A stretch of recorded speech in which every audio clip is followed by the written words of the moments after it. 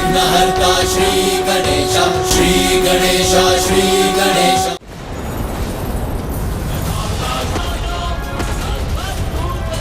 सहस्त्रों वर्षों से देवी पार्वती तप पर स्थित हैं और ये दुष्ट इनका तप भंग करना चाहता है। इन असुरों की संख्या अधिक होने के कारण इन्हें रोकना भी मेरे लिए एक परीक्षा ही है।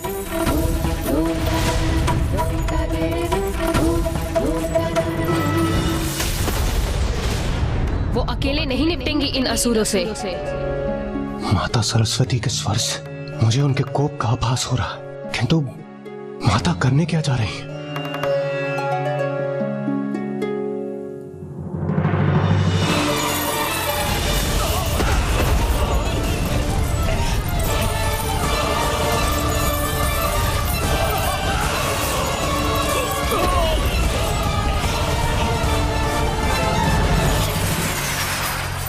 अब ये तृतीय देवी कहां से उत्पन्न हुई?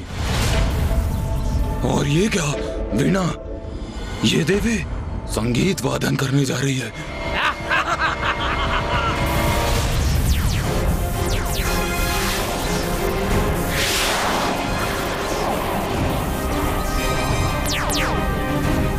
वीणा से उत्पन्न ये स्वर्णिम कीड़े भला हमें क्या क्षति पहुंचा सकते हैं? इन कीड़ों को नष्ट कर दो, आगे बढ़ो और वध कर दो इन देवियों का।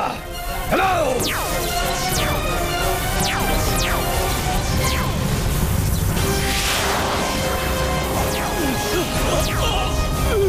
अरे हम तो बंदी बन गए।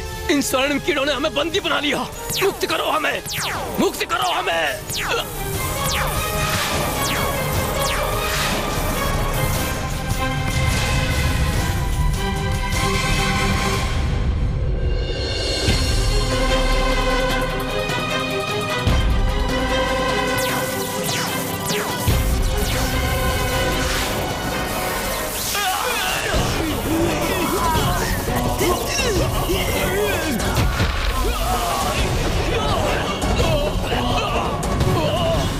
संकट टल गया, अन्यथा देवी पार्वती की तपस्या भंग हो सकती थी।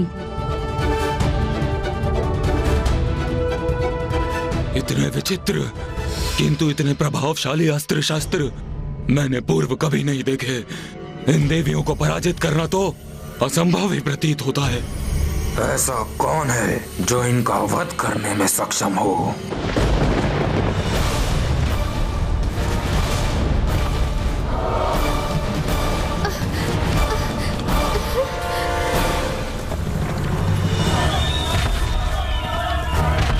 अब कौन आ रहा है यहाँ, जिसके पश्चात से ये भूमि कंपित हो रही है?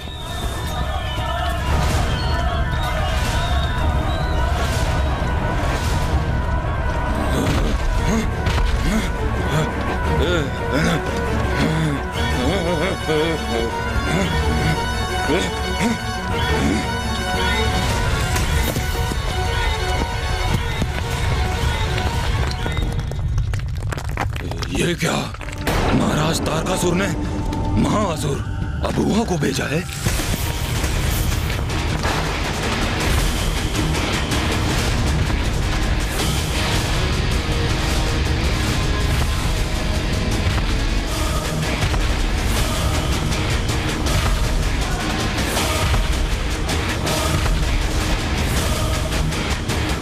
ये तो इस पर्वत की ओर आ रहा है जहां मैं स्थित हूं, और इस पर्वत को पार करके ये देवी आदि शक्ति तक पहुंच सकता है।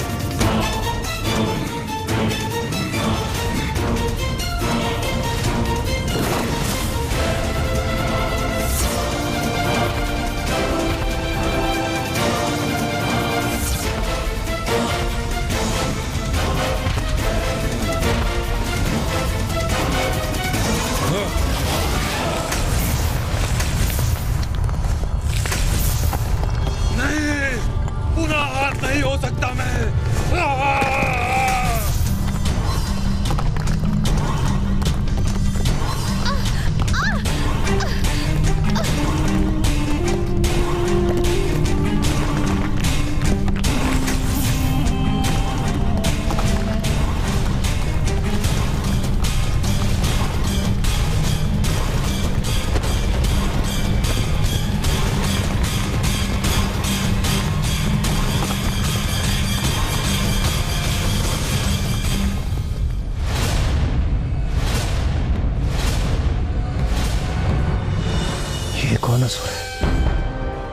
लक्ष्मी और माता सरस्वती तो उड़ते असुरों से निपट रही हैं। अभी एक और नवीन असुर उत्पन्न हो गए। मुझे भय है कहीं असुर माता की तपस्या न भंग कर दे। यदि देवी पार्वती अपनी तपस्या से उठने के लिए विवश हुई तो वो महादेव की परीक्षा में कभी सफल नहीं हो पाएंगी।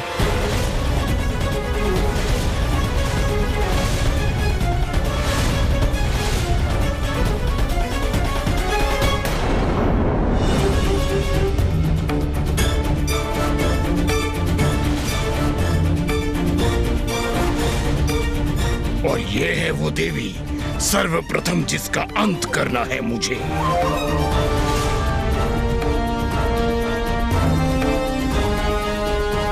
तो ये सब हो रहा है यहाँ देवियों, किंतु क्या तुम देवियों को यह ज्ञात नहीं कि महाराज से प्रतीक्षा करवाना सर्वथा अनुचित है? असुर महाराज तारकासुर इस प्रतीक्षा में है कि देवी आदिशक्ति की अंत की सूचना अब आएगी कि तब आएगी, और तुम तुच्छ स्त्रियां अपनी क्रीड़ा से उसमें विलंब उत्पन्न कर रही हो। किंतु कोई बात नहीं, अभुआ यहाँ प्रस्तुत है, और जो धैर्य धारण कर प्रतीक्षा करते हैं उन्हें उसका उचित फल भी प्राप्त होता है। और मैं अब महाराज की प्रतीक्षा को सार्थक करूंगा, और तुम तीनों देवियों का अंत कर एक के स्थान पर उन्हें 3 देवियों के अंत की सूचना दूंगा। एक अन्य विचार आया है मेरे मन में, क्यों ना मैं इस संपूर्ण सृष्टि का ही विनाश कर दूं? क्योंकि जब सृष्टि ही शेष नहीं रहेगी तो सदा के लिए तुम तीनों देवियों का भी अंत हो जाएगा।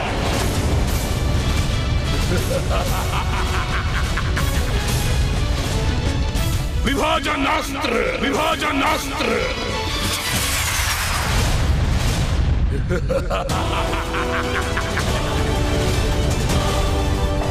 ये कौन सा अस्त्र है ब्रह्मदेव? ये वो अस्त्र है वायुदेव जो किसी को भी 2 भागों में विभाजित कर सकता है।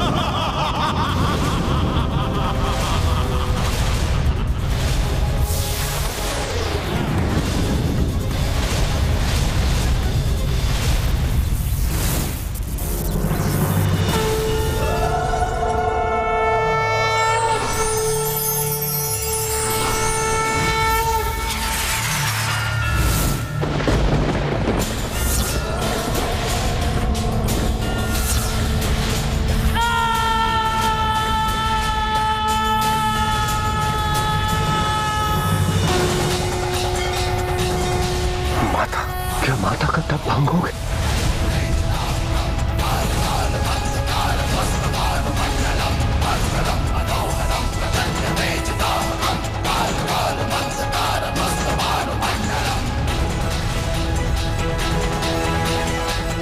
जिसका भय था वही हो, माता की तपस्या भंग हो गई।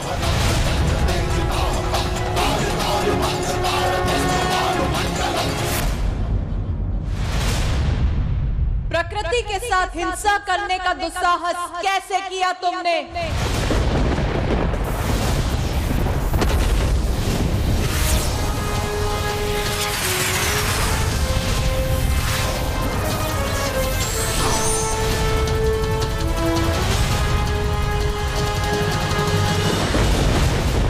प्रकृति के साथ जो रोष उत्पन्न करता है उसका यही परिणाम होता है, सर्वनाश।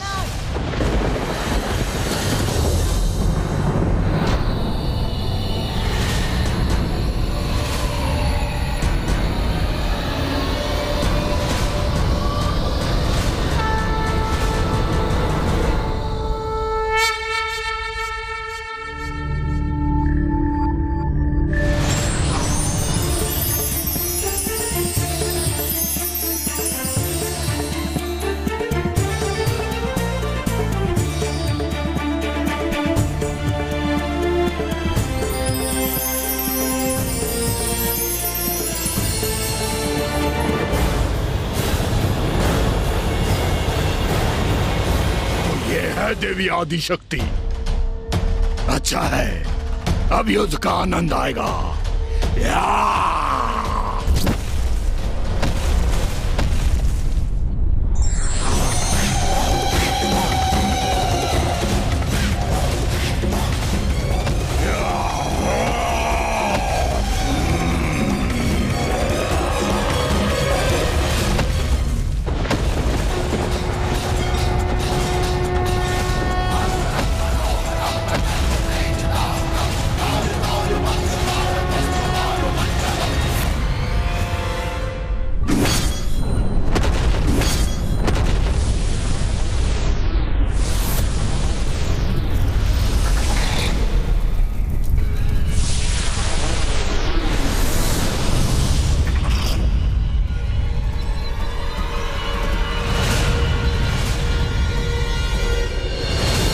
माता पार्वती ने असुरों का तो वध कर दिया, किंतु उनकी तपस्या भंग हो गई।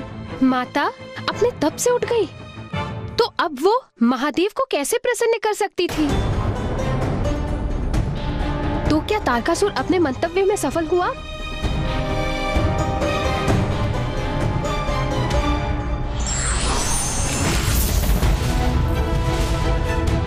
जिसका भय था वही हो, माता की तपस्या भंग हो गई।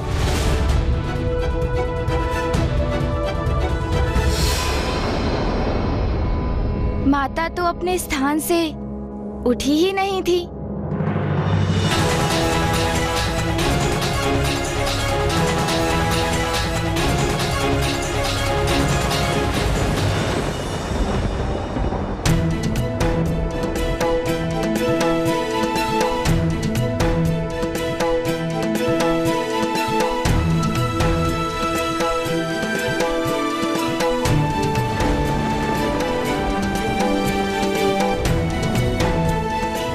माता, आपने इस असुर रूपी संकट का निवारण किया, आपको कोटि कोटि धन्यवाद।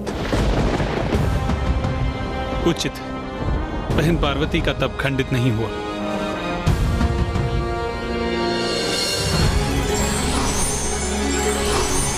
ये है माता आदिशक्ति की लीला। माता पार्वती का तप भंग भी नहीं हुआ और असुर सेना का सर्वनाश भी हो गया, किंतु माता पार्वती का तप अभी संपन्न नहीं हुआ था, अर्थात महादेव की परीक्षा में वो अभी भी सफल नहीं हुई थी। और इस अवधि में देवता और भी अशक्त हो रहे थे और उन सभी के मन में एक ही प्रश्न उमड़ रहा था। ब्रह्मदेव, महादेव कब तक इस प्रकार माता पार्वती की परीक्षा लेते रहेंगे? हाँ नाथ, 30 सहस्त्र वर्षों से देवी पार्वती की इतने कठोर तपस्या का फल अब उन्हें प्राप्त होना ही चाहिए। हाँ प्रिय, आप सर्वथा उचित कहती हैं, किंतु ज्ञात नहीं महादेव इतनी प्रतीक्षा क्यों करवा रहे हैं।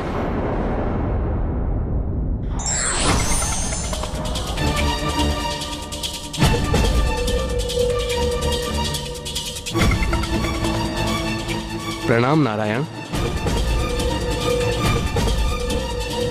देवराजेंद्र, अब और विलंब उचित नहीं।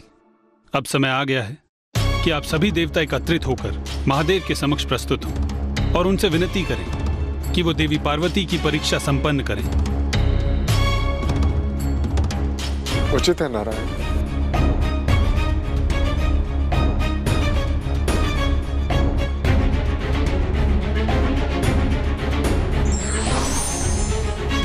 नारायण, हमें भी महादेव से निवेदन करने जाना चाहिए।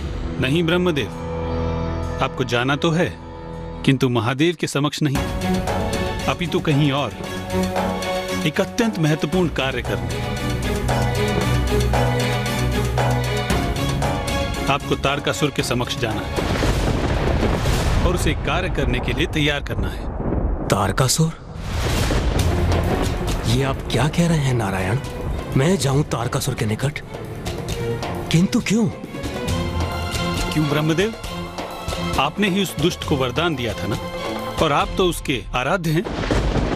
तो आपका सुझाव नहीं स्वीकार करेगा तो भला किसका करेगा?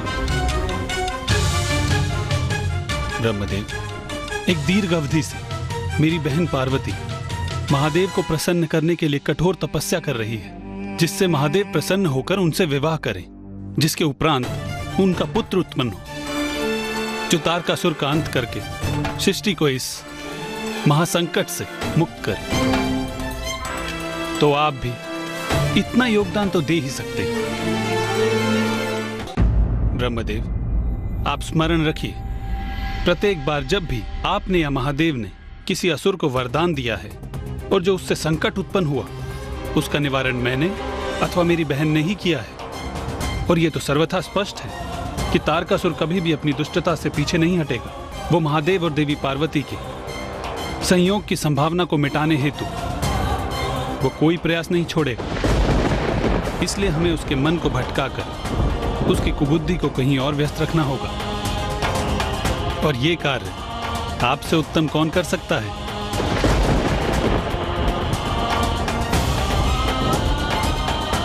माता पार्वती को और कितने कष्ट सहने हो? नहीं इंद्रदेव, पार्वती की परीक्षा अभी पूर्ण नहीं हुई है। प्रभु, कोई तो राह दिखाइए।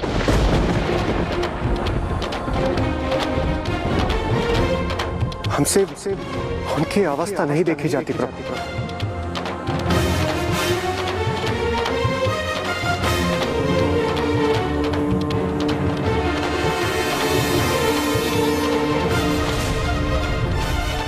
तो अब क्या करने जा रहे थे महादेव?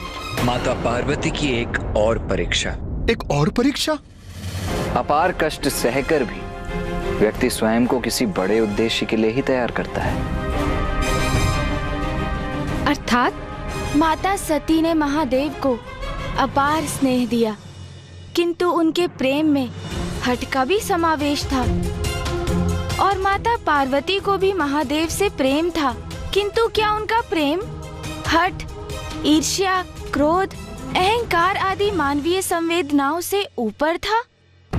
अब इसकी परीक्षा महादेव लेने वाले थे। महादेव परीक्षा लेने वाले थे, परंतु कैसे गणेश जी? ओम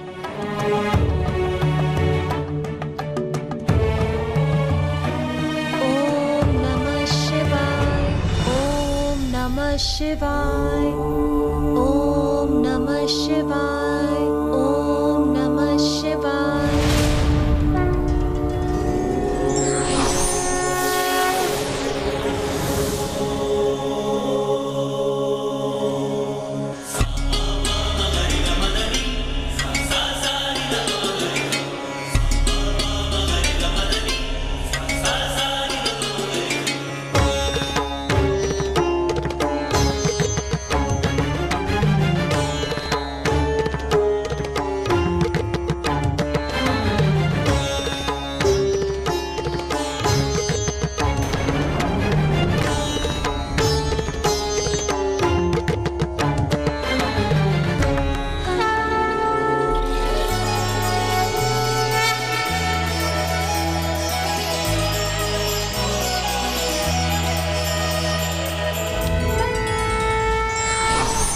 कठिन परीक्षा और प्रयत्न के उपरांत ही मनचाहा परिणाम प्राप्त किया जा सकता है। ईश्वर अपनी लीला के माध्यम से यही संदेश देते हैं।